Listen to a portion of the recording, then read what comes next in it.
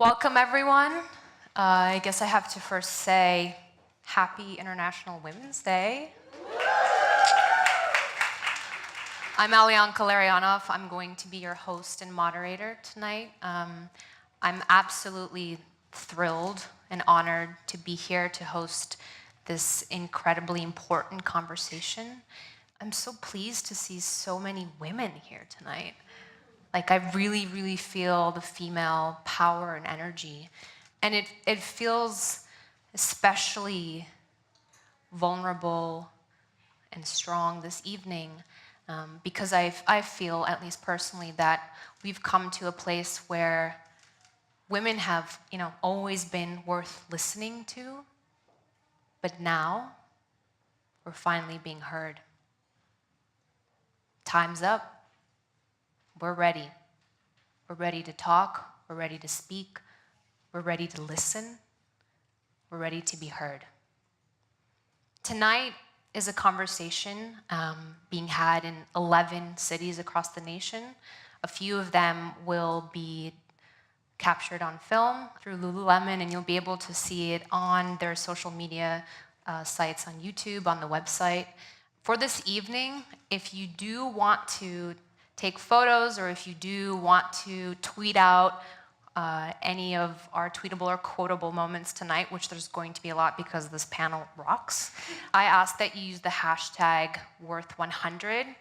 But if you can, please keep your cell phones away, because I really would love all of us to practice the art of listening and to really, really be present for tonight's conversation.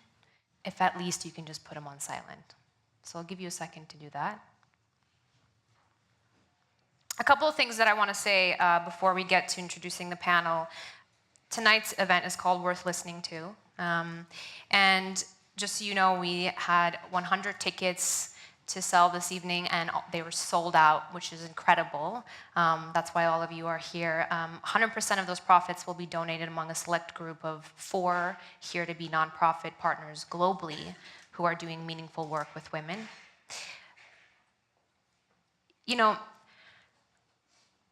I had a really, really difficult week. I lost somebody very close to me to cancer, who had been battling for a year and a half. And what this week taught me is the power of female friendships. If I hadn't been surrounded by the closest women in my life, I don't know that I would have survived this week, and I don't know that I would have been here tonight, because the pain was so unbearable that it took every ounce of me to peel myself off the bed and to have my friends look me in the eye and say, "You're going to be okay." That is the power of friendship. That is the power of the women in our lives, and I know that we can all relate to that, because for so many of us, our self-worth, our meaning and belonging is empowered through our relationships with other women. This year specifically with Me Too and the movement that's occurring, if it weren't for women supporting other women, saying that it's your time to show up, it's your time to speak your truth, I don't know that many of the messages that we're hearing now would have been heard. So if there's one thing that I want to encourage all of you and to take away from this evening, one is to remember that you are absolutely worth 100. And if you weren't told this, I'm telling you now. You are worth 100. You can find in your pamphlets the mantras for this evening. There's quite a few of them. But I wanted to read to you guys the last paragraph, because I think it's something that is so true and something that we don't talk about enough. And here are these couple words. My sensitivity is strength. My vulnerability is fire. I feel, I heal, I experience deeply. I create. I impact. I am powerful beyond measure. Enough already. I am enough already. I am worth 100. So are you.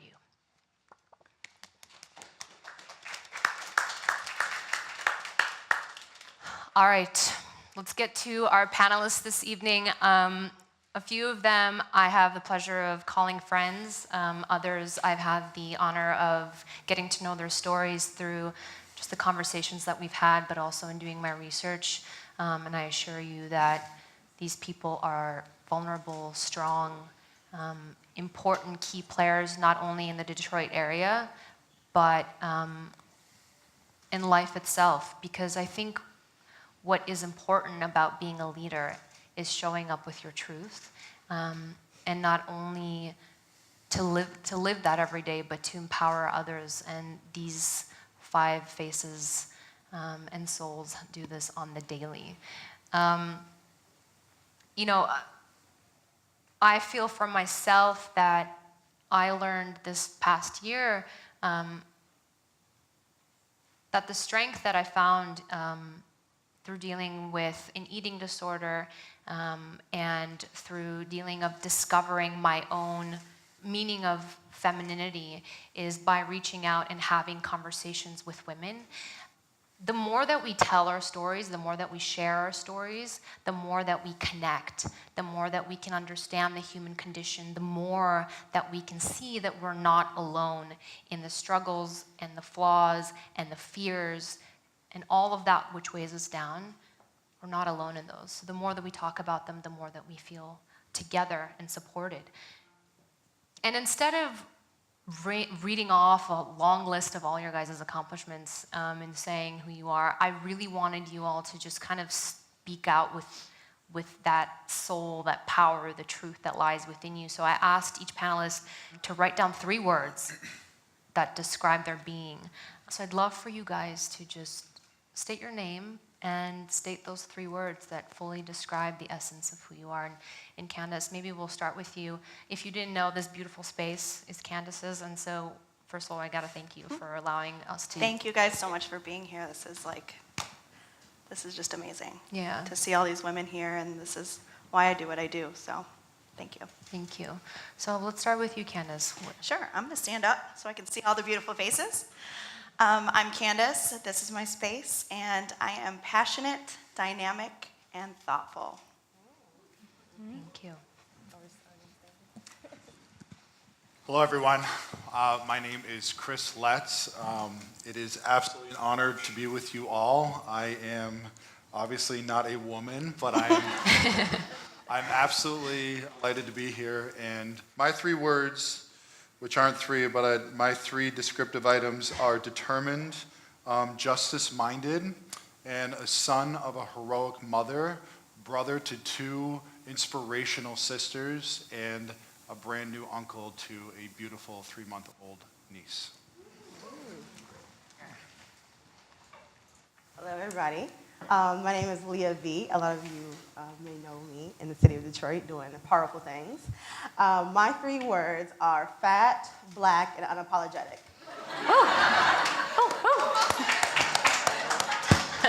Woo!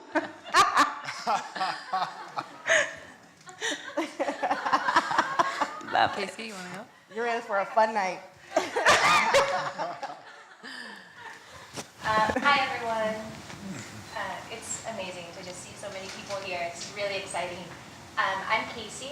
I'm not standing up, sorry. And I'm a lover, a fighter, and a creator. Thank you. Hello, everybody. My name is Nicole Denson, and my 3 words are innovative, dynamic, and leader. So I just want to thank you all for being here in my city, because I'm a native Detroiter. I still live here, and to see all your beautiful faces saying we all are worth 100 means the world to me. So thank you for being here. Love that. Yeah, let's give a round of applause to our panelists. They're brave souls this evening, because the work that I personally do is, if anyone has attended one of my workshops, I go deep. So we're going to talk about some trauma tonight. We're going to talk about some fear. Chris is like, don't go there, please. Bring it. He's like, I'm not doing that. But no, but I do feel that what's important for us is also to have fun. And like I always say, if there's something that you don't feel comfortable discussing, please just say so. I won't get angry. The audience members might, because they're like, let's hear it. Let's hear the truth. But I want to start with the question of worth. To me, it's such a broad definition, and it can be taken in so many different ways. And I think probably the people sitting here tonight would say the same thing, that there's, what does worth mean to me? It could be different than what it means to somebody else. So perhaps we can go down the line and kind of define what worth means to you. Candice, would you want to start us? Sure. I think I've spent my whole life thinking that worth comes from outside. It's something that I was raised to make everyone else happy and please other people around me, but what I'm really learning about myself just through self-exploration is that it is within me. So if I'm going to be here on this stage preaching everyone's worth 100, then I have to believe that internally. So I've been doing a lot of work to make sure that I believe that, so that I can sit here and talk about it with everyone else. Yeah, I guess before we move on, I'm curious, there's this pivot, right? There's this tipping point that occurs for each individual where you go from not understanding or feeling your worth to starting to develop that worth. What was that point for you? Being in the place that I am in my life and leading a group of strong women, I've had to sort of build and flex that muscle. And I wasn't sure if I could do it. I wasn't sure if I was enough to bring this company up. So that was really my turning point, was when we went from 2 people to 4 people to 5 people. And building a strong female team is within my heart. That's what I want for these women. So I had to. And I had to look inside myself and do a lot of searching to find that. But I can sit here and say I'm enough. So. Yeah, and I think that's, when you have someone to be accountable to, where you have to show up and you have to encourage them, it almost becomes contagious. You almost start believing your story. So you start developing that worth story for yourself, and then you start feeling good about it, and then all of a sudden it's on autopilot, and you're inspired by watching how you're empowering others. It's kind of the message that I'm getting from you. Yeah. Chris, Absolutely. what about you? How would you define worth? It's such an interesting question, because I live in the world of finance. That's what I do for a living. And it's, when you think about something, I think worth, essentially there's an intrinsic value, right? Like if what something is worth is obviously, determined on what people see, but ultimately something has value regardless, and that's its worth. And so I think worth is very much what you're able to process and what you're able to see in yourself, and not only in yourself, but in other people as well. And I think as it relates to, me personally, speaking from a male perspective, I think there's so much that we as men can do to do a better job in terms of truly valuing and truly understanding worth, not only as it relates to our own community and our own kind of gender and our own kind of culture that we have, but as it relates to the way that we value, the women in those communities as well, and those women in our circles. So, I think there's an intrinsic value that every human being has. And for me, understanding that is essentially understanding your worth, and there's power in understanding that. You bring up something really interesting, in that as this women's movement is happening, there's this conversation of empowering women.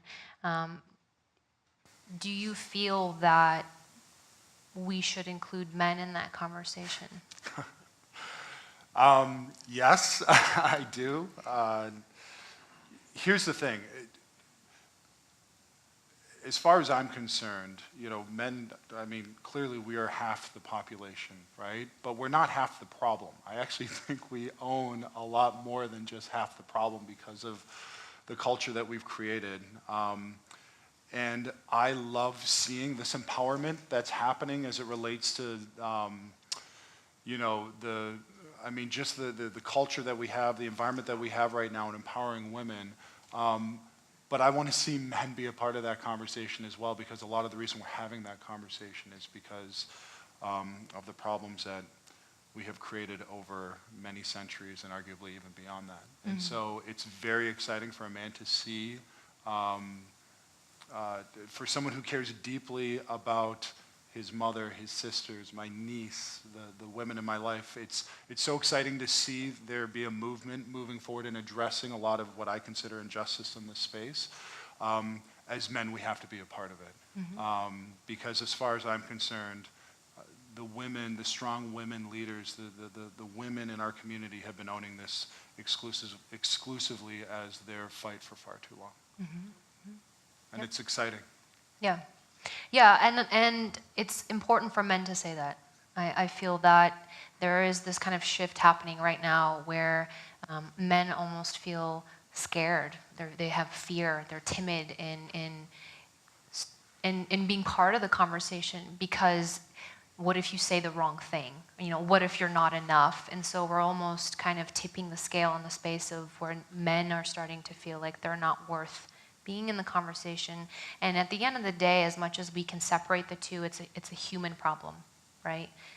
It's, do you step into a space with love or with fear? And it's going to take all of us to step into a room with love and to be able to have that conversation. Leah, I'm curious, for you, worth is probably going to be an interesting definition. How would you define that? Well, First of all, I just want to tell everyone in the audience, I feel like us panelists, we get really nervous about things. It's okay to snap if you feel something. It's okay to, flip your hair, turban, hijab, whatever you have, mini fro, whatever, just flip it, snap, clap. You can say whoop, whatever, just get really into it, because sometimes I feel like the energy in the audience, we feed off your energy. So good energy, and if you feel it, just, okay, thank you, all right. Okay, so now I'm going to answer the question. Worth to me is,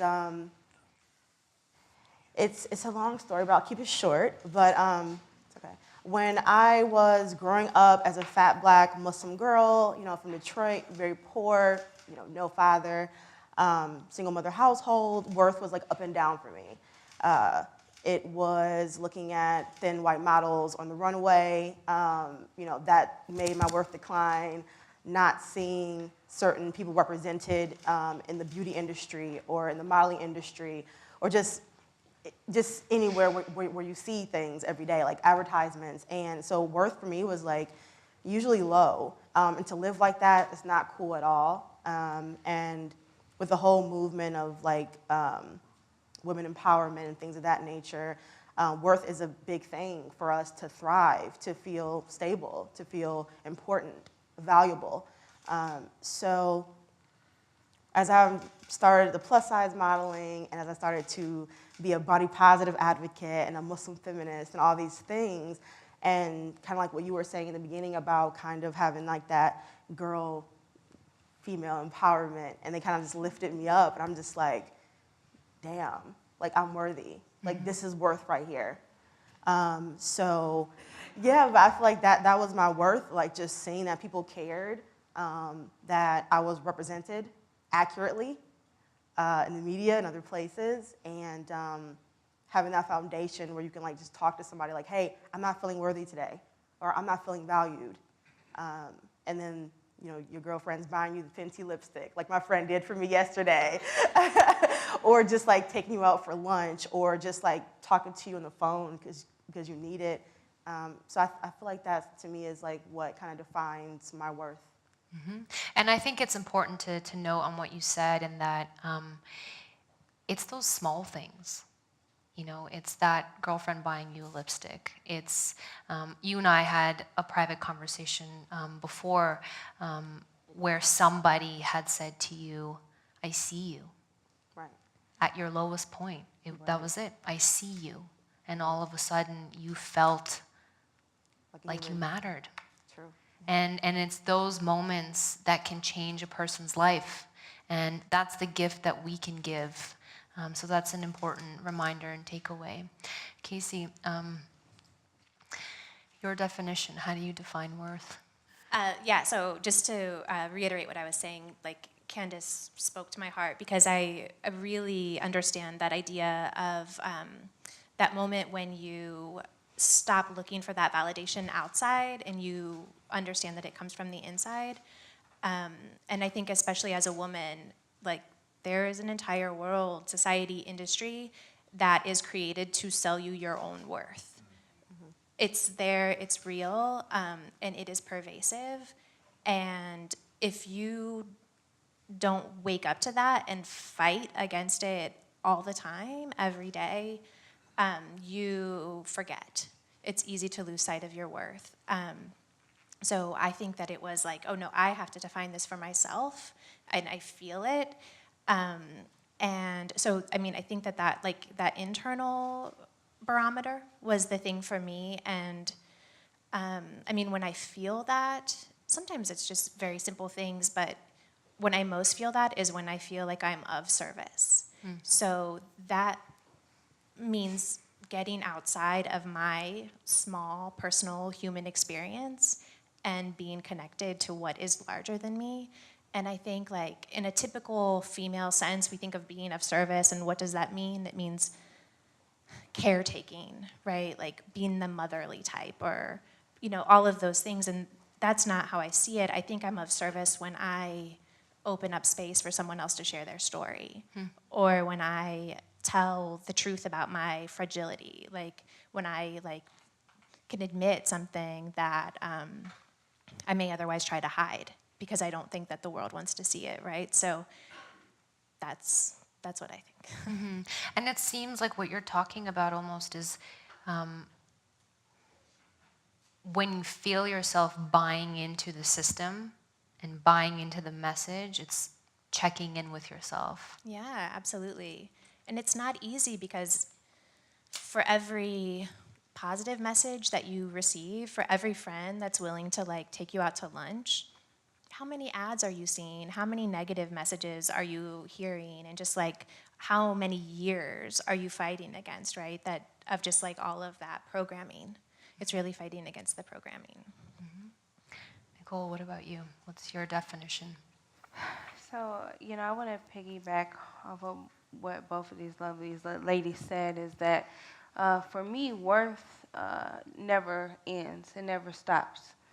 Because we have to understand in each and every aspect of our life as women, we're questioning who we are, our identities, whether we're teenagers, whether we are entering high school or college, whether we are becoming mothers or wives, or whether we are entering different ages in our transition into elderly lives. It seems like everything we have to go through, we're questioning our self-worth.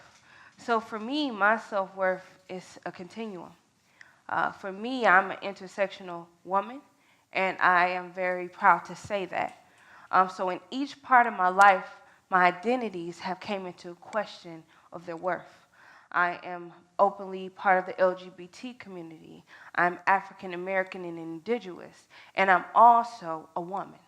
So not until I got into college did I realize that all of those could be a mosaic to create a masterpiece. But until then, my racial solidarity came first. And I realized I don't have to pick. According to Audre Lorde, there are no hierarchy of oppressions. So guess what? I can fight for all of these injustices. And that's what I do.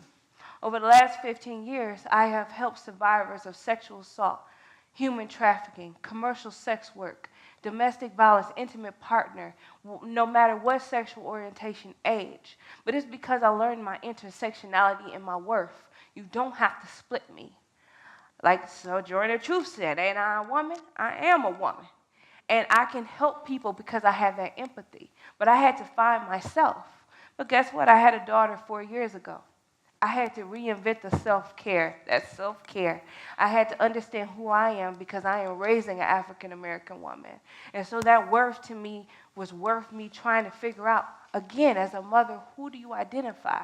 So if you feel like maybe 2 years ago, wherever you were, whether you transitioned from a job, whether you ended a relationship, whether you went to school, worth is a continuum, but you have to be patient with yourself. Because you have to give yourself that understanding that my worth is worth waiting for. If I don't get it today, I will get it tomorrow. And it doesn't depend on society, but it depends on myself.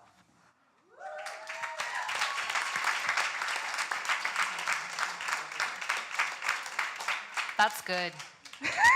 That's real good. Yeah, I'm done. We're just gonna stop right here. So, you know, what keeps coming up for me as you're speaking is you had to get to this place. Yeah. Because the strength and power that I just felt, it's there because somebody told you you weren't worth nothing.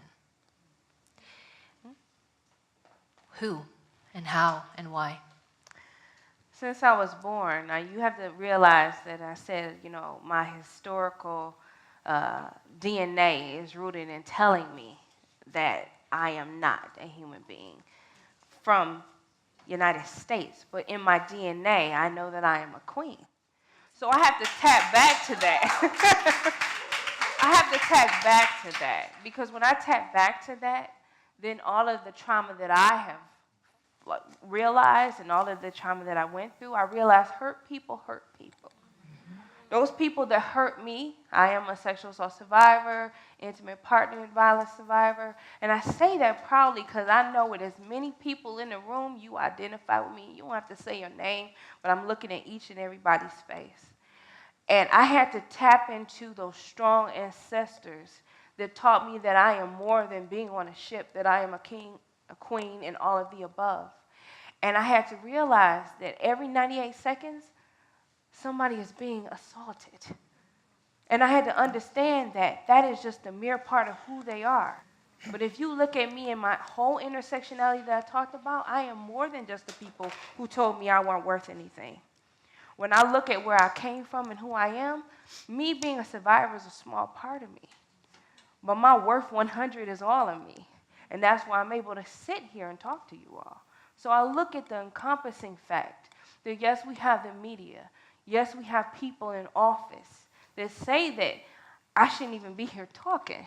But guess what? I'm here talking. I'm directing. I'm a president of a very, very great nonprofit and organization. And the people who taught me that I wasn't going to be anything, I'm sitting here with some amazing people. So you have to think about that. Yeah. Thank you. Chris, I wanted to toss to you because earlier we were talking and the conversation went to Haven, which is an organization that you work with. Yeah. Can you tell us a little bit about that and what you've learned in working with them and observing the things that you've seen? What I've learned. So a lot to say.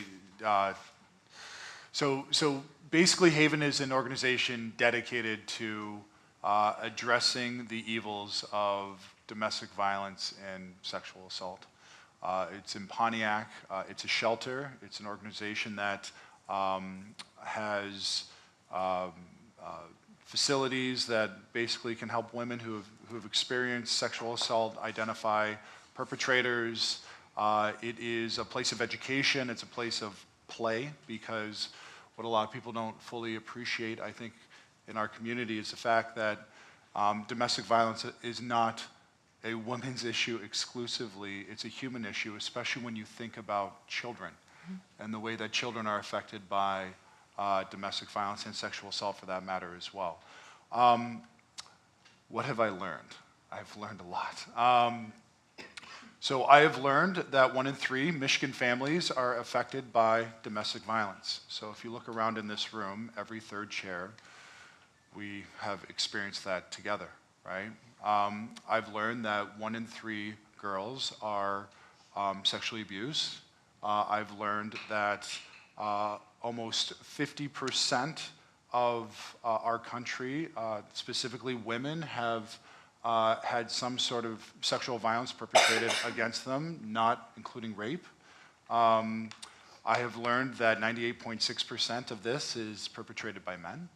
And I have learned that this is absolutely a plague that lurks in the shadows of our society, that if we're compared to anything else, domestic violence and sexual assault, if it was considered any sort of contagious disease, whether it be cancer or the flu, for an example, we would be on a total lockdown in this country. It doesn't get the attention it deserves. I don't fully understand why. I think that is changing. Part of the reason why I think it doesn't get the attention it deserves is because only half the population is really focusing on it, and that's not men. So I've learned a lot, that's just a little, and I've learned it's time to do something about this, and it's a very tall mountain to climb, but it's one that I think more and more of us, especially in the male community, want to be a part of.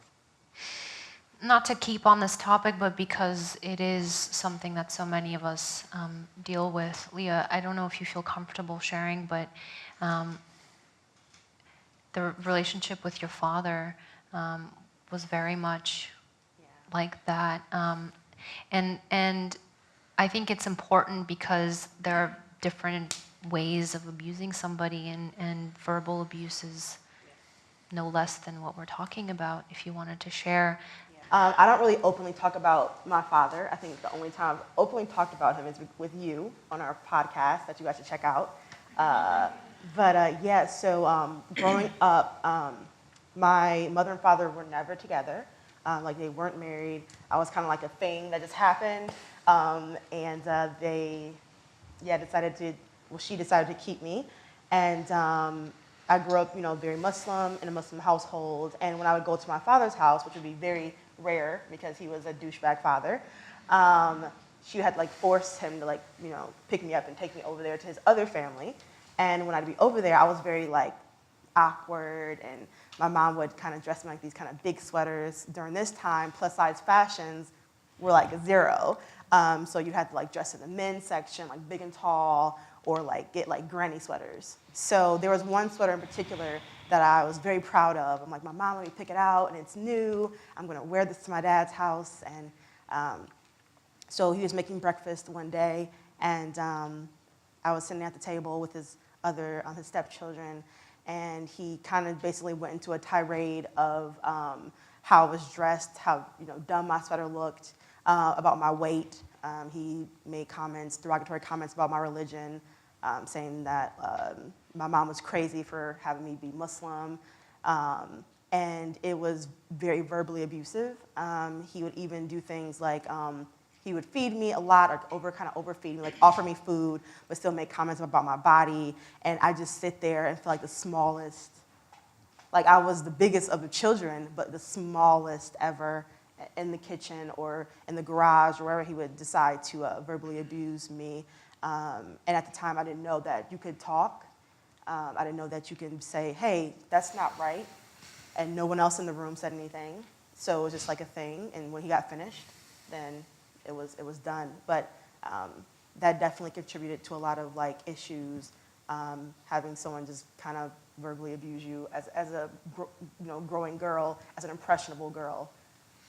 Yeah, when I heard that for the first time, it was so moving, in that how many other women, young girls specifically, go through something like this and never hear about it, never can look to somebody like you and see, wow, she went through this, but look at her now.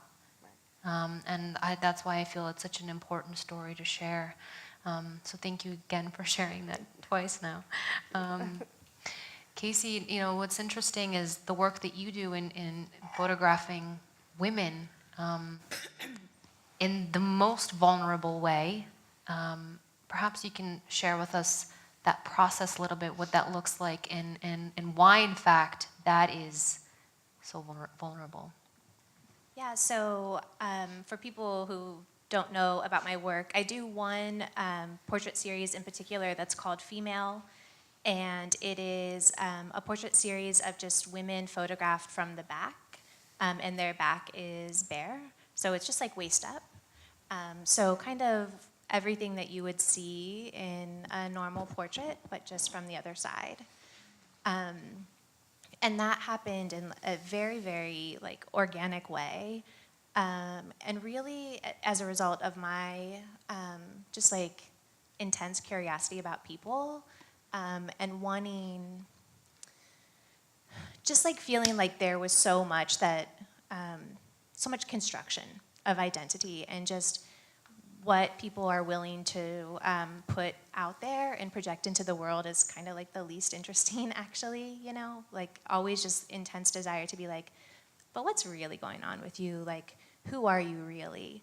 And so photography is an amazing tool for that because it kind of gives you this license to be in this very intimate space. So a lot of my work revolves around these issues of identity, and this one I was specifically doing in Brazil and had kind of set out to talk about Brazilian identity, and for anyone who's been there, like, good job, because it's an amazing place.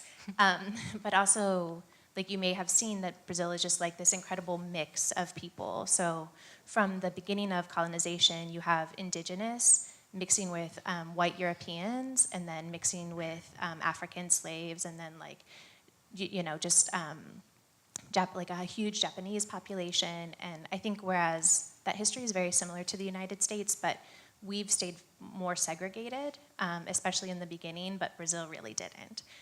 So people just look very, very different. And I started to realize that their bodies, their faces, were telling me the story of that place. So when I could see all of these different features that I hadn't seen before in my country, I could understand more of, all of that history that had happened there. So I had an intention to do a story about Brazil, and I just tend to like women, being around women, so they were my natural canvas for that. And after just a few photo of these portraits with women and showing this perspective of their backs, I just, like, their reactions to seeing their own photos was shocking. This is just a perspective that we're not used to seeing of ourselves. And I think that we're really careful. I mean, just think about how many selfies you take before you post something, right? Like, you might take 20 to get one. I don't know, Leah might. Yeah. Right? Like, we know our angles, and we like get mad if our friends post something that we didn't approve of. Like,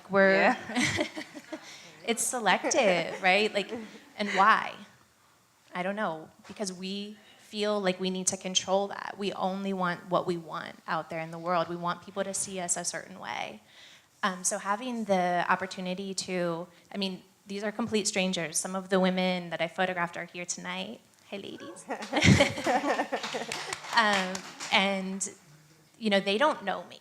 They may know my work, but they, like, come to my studio. They come to my house.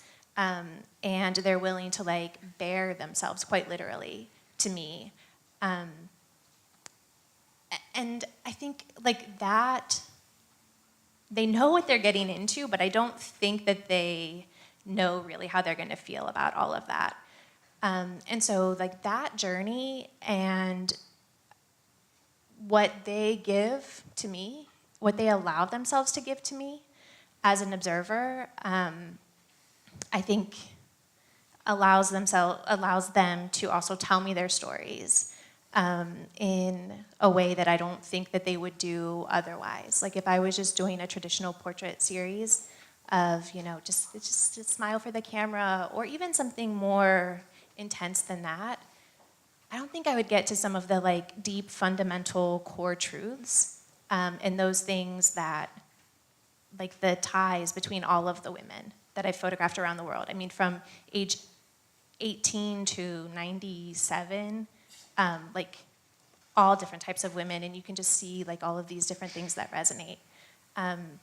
So yeah, I think it's just being able to reveal yourself to someone like that, and then to see yourself from this completely new perspective that really makes you challenge the way that you have always thought about yourself and who you are. Out of all those women, that age range is so wide. What was the similarity amongst all the women? So I think that it's a pretty special group of women that make their way to me. These are women who are on the path to self-discovery and self-exploration. And that's not everyone, right? Like, everyone's on that path, but I think these women have made a lot of steps by the time that they're interested in doing that kind of experience. So for me, the similarity is just like that, the desire for just a deeper understanding. Of who they are as individuals, I guess, right? Yeah, and Or what they mean to the collective as female bodies and yeah, that, and also what the female identity is, because that has been so stripped out of our society of like these really beautiful things that are wonderful about women, and that I don't know. I think we really value male traits, and we really diminish a lot of female traits. So I think that we don't know. Like, Candice, earlier we spoke about you finding your worth and being that for the women that work for you. You know, the industry that you worked in, first, I believe it's 10 years in Chicago before you came back here. It is such a male-dominated world to begin with, especially that industry. How did you balance your masculinity, femininity, those two essences that all of us carry?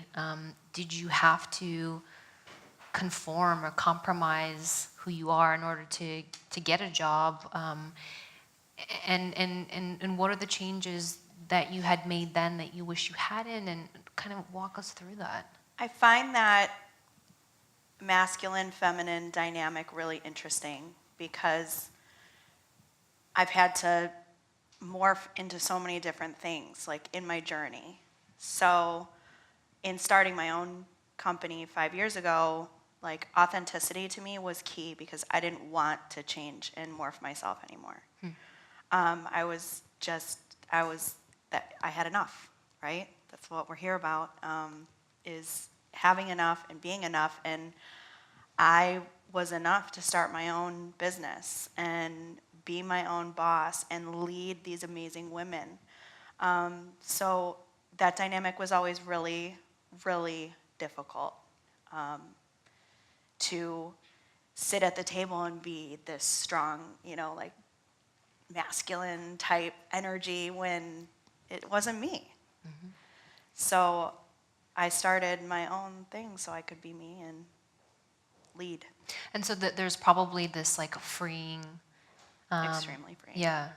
And so when you do that, when you start something for yourself and you start building up your worth, what then? Like, I feel as a woman myself who was in an industry with men for 10 years, I mean, I felt drowned in testosterone, to be honest. And it led me to my eating disorder tendencies and everything else, and changing my body so that I wasn't a piece of meat for men anymore. When I finally stepped out of that field and started to become myself as a woman, and I'm still learning how to embrace my changing body and my curves and my sensuality. Am I too much? Am I asking for this? Or is that who I am? So what are some of the challenges that you're facing now that you are embracing your womanhood? I think I'm always questioning myself in some way, and I think there's a balance between questioning yourself and trying to change yourself. So I remember I used to, go on dates, and I don't want to dress too crazy, so I'm going to tone it down because they're probably going to want someone that's toned down, right? So walking into a business meeting and sitting with, a bunch of middle-aged men in suits. tone down my energy. I can't have my purple hair this week because I'm joining the DAC, which is a true story. I did not dye my hair purple before I interviewed. I dyed it after. But, you know, just changing yourself a little bit for the people that are around you. And, you know, I'm really, I think my company and who I am and this authenticity that I've created with my brand and just being truly me is what's really set my business apart from the others and set me apart from the others, I think. So next time I go on a date, this is what you get. And it's enough. I am single too, just in case you guys know any men, just let me know. Yes. You can snap to that. I love that. Nicole, I wanted to ask you kind of the same question. I just feel, I just want to follow you around because like, I feel so inspired by you. Your energy is like, I need some of that. So I'm wondering, what are some of the challenges that you face as a woman still today, even with the strength that you have? Y'all got time. I saw on Facebook something explaining black women with the superhero syndrome. I don't know if you all have seen that, but that really spoke to me. I wear many different hats, and I don't do it for money because, heck, I'm broke, okay? I do it because of the love for my city, the love for my ethnicity, and the love for me being a woman. I remember both of my parents are from the South, so the way they taught me was my racial solidarity was almost the utmost importance to me. But when I went to Michigan State and took my first women's studies class, back there's my college best friend back there, I said, woo, I am a woman, hear me roar. And it was no stopping me. And so one of my challenges is that people want me to pick my fights, pick my movements. I can't. Injustice anywhere is injustice everywhere. And so what I bring to my nonprofit is I'm an associate director of Wayne County SAFE. We handle sexual assault comprehensive services for all of Wayne County, but especially Detroit. We see over 1,000 survivors every year. And since we've been open since 2006, we've seen 10,000. So those aren't quote-unquote rape kits that are being talked about on the TV. Those are people. So my barriers are people not understanding, like I said before, in my intersectionality, that my sexual abuse is only one part of me. It is not all of me. And if we look at women with this Me Too, if we look at Time's Up, we will understand that that is a part of them, but that is not their whole. And when you treat people like something is wrong with them, then you have something wrong with you. It is more about something bad happening to them, by people who made a choice. Sexual assault is about power and control. And so my barriers is trying to educate the community, in particular people who want me to pick. You want to be a part of the LGBT movement? Do you want to be a part of the Black Lives movement? Do you want to be a part of the feminist movement? I say, hell, why can't I be a part of everything? Because I am everything, and so are we. And so once we understand fully who we are, we face those barriers with the understanding that you can't separate me and make me 3/4 of a human being. I am a human being in my entirety. And that's how we treat everyone who comes in to our organization. There is nothing wrong with you. I don't need to sign 1 million paperwork and the documents to make you come in. If you want to come in and get an empowerment and you give me empowerment and we work together, I face those barriers by telling them you are enough. And nothing is wrong with you. It is something wrong with society, for our rape culture, for our politics, and what we do. And that's how I face my barriers, because they were a reflection of me. You know, what you're saying reminds me, I had a conversation recently with a girlfriend, and I was recounting talking to this guy, and I said, I'm crazy, right? And she goes, no, you're not crazy. you're being made crazy. You know, and that just like really sunk in, and that in what all of us are saying, that we all have that worth. You know, when we're born, we all have that worth, and then over time it's just stripped away from us and taken away from us, and just in every way possible. And so it's like that reminder of that's not you, Yes. right? Yes. Yeah, Yes. it's huge. It's Yes. huge. So you mentioned community.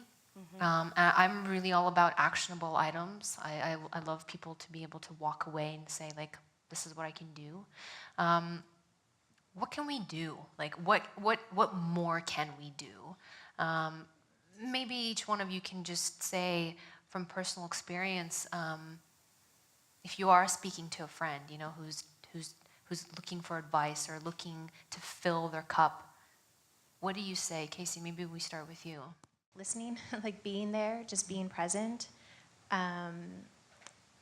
validating. They shouldn't need their feelings to be validated, but I think it's the reality, right? And just like validating, like whatever they're feeling, like that is a true thing. Not trying to take their experience from them, but just maybe showing that you can relate to that because you've gone through something that's similar.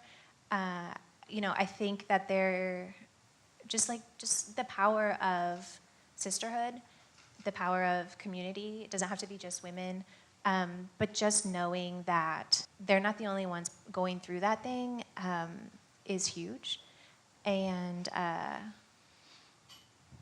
that helps them to feel like they'll get through it. There's strength in that shared experience.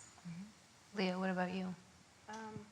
Well, I think my entire brand is built off telling stories, and through these stories, being vulnerable, which is a word that I have just come to terms with, because growing up as like a black girl, we are kind of taught to never be vulnerable. You never ask for help. You do it yourself. You pull yourself up by the bootstraps. I had to relearn that it's okay to be vulnerable because I love telling stories. So people kind of pulled it out of me, like, okay, we want to know more about you. We want to know more about the issues you had, like who created or what created the traumas, the pains, the accomplishments, the divorce, the whatever, like what created Leah V into this thing now. So I always tell people when they ask, like, okay, well, what advice would you give, is to never conform. I feel like too many times we are always trying to conform to something. I think you said it or you touched on it, but it's so tiring have to conform to things, like your purple hair or like, why can't we just do it? Right, like why can't we just do it? Why do we have to always feel as though, okay, well if I do this, then this is gonna be an issue. Just like, for example, like my fat body, and I know people get really uncomfortable when I say the word fat, but I reclaim that word because for too long, people have called many of us fat B or fat this, or you're so fat in that, don't wear that because you're fat. Even like straight size people, right? Small, medium, large, extra smalls. We've heard this so many times. So 2 years ago, I'm like, I'm gonna reclaim that word and always use it. It will never hurt me again. It will never allow me to crumble again. So, thank you.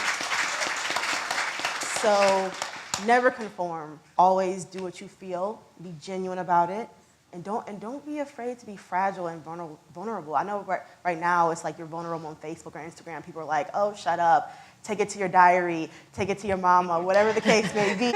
You know, she's always complaining about da da da. Delete them immediately. Get rid of them immediately because you don't need that type of negativity in your life.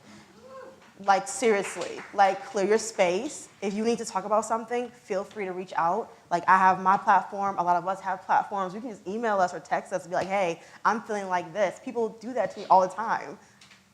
So use the resources you have to be vulnerable and to not conform, ever. And I want to piggyback on that real quick because I think that there's this whole idea of, you know, don't be negative, stop complaining. And if we're to eliminate that, then we also have to eliminate positivity, meaning they're not mutually exclusive. You can be both. because you're a whole human being.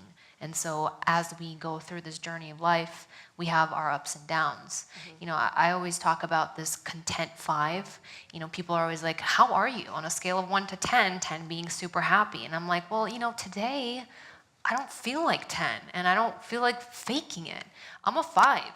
And tomorrow might be a 1. And then when I hit 1, I'm not going to be mad at myself. I'm going to be kind and say, today I feel like a 1 and tomorrow I hope to get back to 5. And that's okay.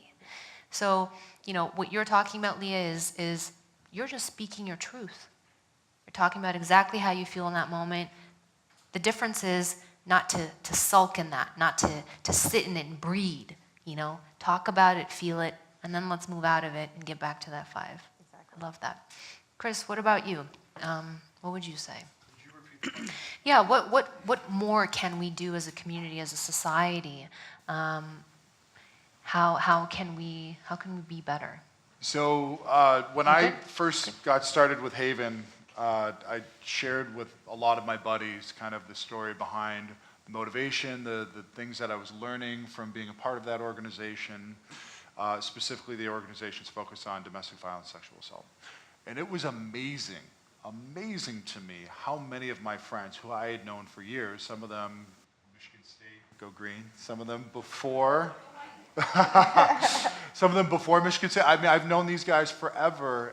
Kind of just chatting with them a little bit about Haven's mission, they were like, yeah, dude, one thing we've never talked about is that, you know, I grew up in a household where domestic violence was my culture, and you know I don't have a good relationship with my father, that's why, right? Or, yeah, sexual assault, my sister, my cousin, my mother, right? And these are guys that I had known forever that just was never something that we talked about.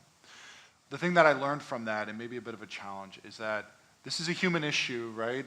Specifically on this topic, specifically on this, and Nicole, I'd love to get your perspective on this as well. You know, as it relates to worth, it's a human issue, right? It's not just women, it's not, you know, it's men. You know, we're all kind of grown-up kids at the end of the day, aren't we? Like every one of us in this room, we're kids at some point, and I think sometimes we feel like we cross this invisible line where we're adults and we've got it all figured out, but the reality is we don't. You know, I was at a board meeting today with Haven. In this room, there's 25 people, there are 3 guys. And these 22 women that are in this room are amazing. They are like role models for me. I just think they're fantastic. And they all have husbands that I, you know, sometimes see, sometimes don't. There's such an opportunity, I think, to include men into the discussion. You all know men in this room, and I think you're right, Alianka. I think a lot of guys are uncomfortable kind of wading into those waters, and we had a conversation about it today at Haven, and it's like, yeah, we need to do better in bringing in those men. And I think a lot of those men want to be a part of the conversation if you give them a safe space. And some of them don't. And those who don't, we won't talk to. And those who don't want to be a part of the conversation, they can let history be their judge. But the reality is, history is moving forward, and tomorrow's going to look very different than it did today, and it's going to look very different than it did yesterday. And I am so excited to get guys involved, and the reality is the power lies here, I think, with these incredible women, not only at Haven, but all of you here this evening. You have tremendous power. And I think if we have a safe space to, not a safe space, but if there's a room at the table for men to have this conversation, have it comfortably, we'll realize a lot of the challenges we all face are a lot more similar than I think we'd realize. So what I'm hearing is you're talking a lot about shame, because for sure. It seems that and guilt and fear. That right? There is this want and desire to talk about it, but there's so much shame and guilt and fear weighing a person down that if we could create a safe space for them to talk about it without saying, you did this, your fault. Or your father did this, right. And now that's on you, right? Or, hey, these are the insecurities that your parents had, and now they're yours. And I mean, I feel like as children, we inherit our parents' insecurities. We say that a lot. And I think there needs to be a safe space to unpack those insecurities and generationally think about things as far as changing our own family trees, So anyways, it's. I think that would be my thoughts on that. Candice, what about you? Yeah, I really, I resonate a lot with what you said, because what I was talking about just a little bit ago was this male and female dynamic and having to be feminine and having to be masculine. I love the idea of having this conversation together and to bring the men in our lives into this conversation and to give them the safe space, which I think is huge, because again, me going into a meeting with 20 middle-aged men in suits, like, if we were having this conversation 10 years ago, then I wouldn't have had to feel the way that I felt. And I wouldn't have had to feel these two dynamics and to have to be a certain way. So thank you for that, because that was really insightful. Do you feel, when let's say when you're talking to the women that work for you, so surely you are an example just through the way that you lead your life now, but what would be the message for us women to take in balancing or understanding the duality of the masculine and the feminine? Like, how can we be better in order to serve others and to empower others? I think listening from a place of understanding and from a safe place, and asking each other if we're okay. Every day's different for all of us, and we've had a lot of situations with individuals in the company that have been really difficult. And asking them if they're okay and making sure, because we need to build each other up, and the only way to do that is to talk to each other and just listen. Like you were saying to Leah, like, I see you, I feel you, I appreciate you, and I honor you, and we don't do that enough. So that's my advice, is and my challenge, I think, is to really see the people around you. And people look at me and they, oh, she's got it all together for sure. She's definitely fine. I'm not fine all the time. So, if someone asked me, that would be really powerful for me. So just see each other. How are you doing right now? I'm good now. Okay. I'm looking at all these amazing faces in this space that was like my dream to build. So to have something like this in here with all of you is everything. This is fun. Yeah. Nicole, what about you? What would be your challenge for the audience, a takeaway? My challenge for the audience is to, I started a local movement here in Detroit, almost a component in a piece along with the Me Too, but to focus on marginalized communities. When I mean marginalized communities, I mean undocumented individuals, individuals from the LGBT community, people who represent many layers of the oppression that we face here as a city. And that if we have a Me Too movement, that needs to include everybody. And everyone needs to be a part of those conversations. So when you're starting your company, when you're starting your organization, when you want to even start a call to action, because we have a lot of things we've been enraged about, and I know that everyone's upset about what's going on in the world, but I see the beauty in it. Because I've had conversations with people I normally wouldn't, and we've all seen the same mission of equality and love and diversity, inclusion. And I probably would never talk to these people 30, 40, years ago, even before I was here, but we all have the same love for who we are and for wanting the United States to flourish. So what I want to say is, if you are at the table, recognize your privilege. We all have privilege. We all have biases. We all have those. And you need to understand, if I'm at the table and I have privilege and power, who is missing? Don't add people like myself at the end of your movement or your company or your organization because we feel tokenized. We want to be a part of that planning because I see in a different lens than other people. So my oppression has been the best thing to me because I'm not like everybody else. And I've used those things to help cultivate an organization where everyone is different. But I made sure when I got in a position of power, I put the most marginalized people like myself in power. So I encourage you all to do that. And when you see sexual assault survivors, people who have experienced intimate partner violence, hate crimes, believe them. It takes so much to say something. I worked in the criminal justice system, medical, the things that people have to go through to just even say, see me, Yeah. is a lot. So if you can believe them, and like you said, Casey, have empathy. Empathy is active listening. Doing what I do, sit up, be attentive, turn everything off, and just say, I believe you and it's not your fault. That starts the dialogue to believe. So I challenge you, everyone in this audience knows someone who's experienced trauma. And I want you, when they come to you, or even you who've experienced trauma, to go to them and talk to somebody who's safe, you feel, and just have to have these conversations. Because I've learned so much from you all. And I feel connected based on our mission, based on what we've had to go through in life. So imagine we just met each other not too long ago, and how powerful this is. And branch that off into each one of you and your collective support systems. This is how we change the world. It truly is. So just keep doing it.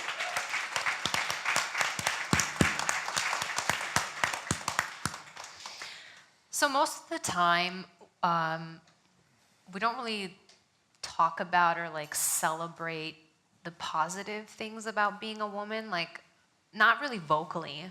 So I'd like to do that right now. I know this sounds really weird, but like I just really want to just tell you all why I love women and why I love being a woman. And so I kind of want to start and just see where this takes me, and then I'd like for all of you to just say some stuff. How do you? It can be one. It can be one word. I mean, this is awkward, right? This is weird, but this is where the magic happens because we're out of our comfort zones right now. So we're into the space of the unknown. So I like this. All right. So for me, why I love being a woman, one of the things is as a person who almost lost my life to an eating disorder, my menstrual cycle, because when that came back, I knew that I was coming back to life. So that's a good one. That's a real good one. I also think the complexity, the layers, the ability to multitask and to do so many things at once, to be imperfectly perfect, to be flawed, to be emotional, like really, really emotional, and to have the most brilliant intuition. Because like us ladies have that intuition.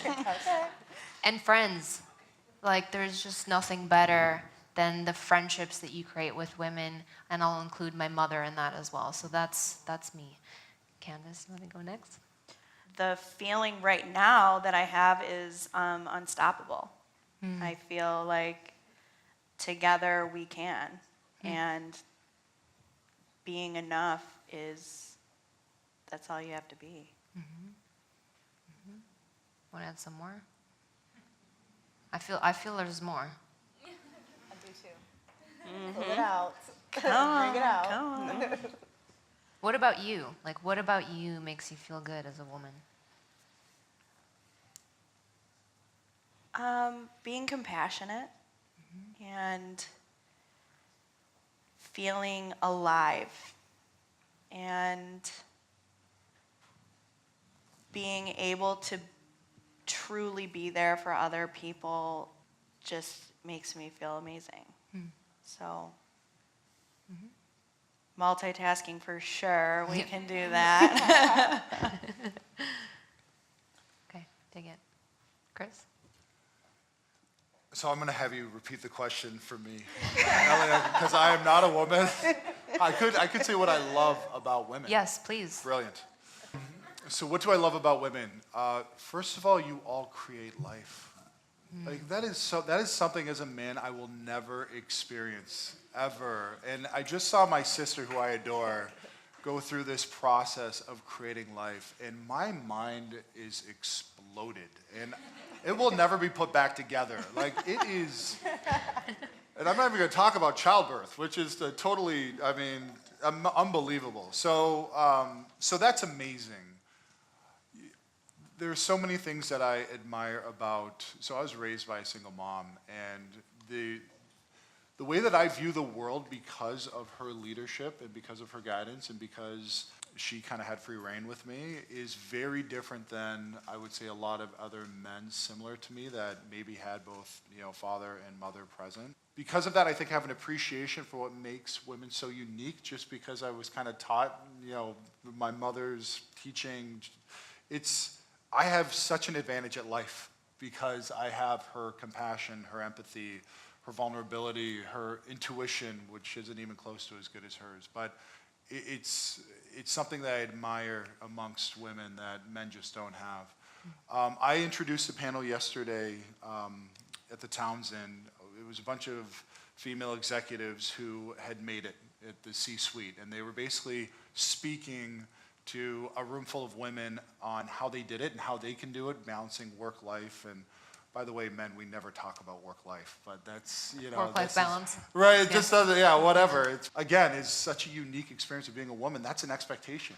Like, no one goes to a man and says, how are you going to balance a family and work, right? And so one of the things that I said is that, for us to make it as professionals, and no matter what we do, we have mountains to climb, we have,